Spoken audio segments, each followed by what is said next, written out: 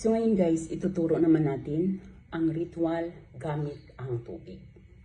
Upang ang inyong mahal ay hinding-hindi ka mawawala sa kanyang isipan. Lalong-lalo na kapag kayo ay LDR, malayo sa isa't isa. Maaari din ito sa magkalapit lamang na relasyon. Gagawin po natin ito ng Biyernes pagkagising natin sa umaga.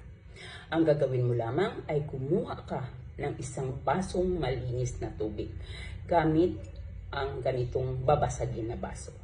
So kapag nandyan na, isipin mo ang taong ito. Isipin mo ang taong iyong mahal na pinapatungkulan mo sa ritual na ito. Pagkatapos mong maisip ang taong ito, ay mag-cross ka sa baso ng 3 beses. So isa, cross ulit, cross ulit.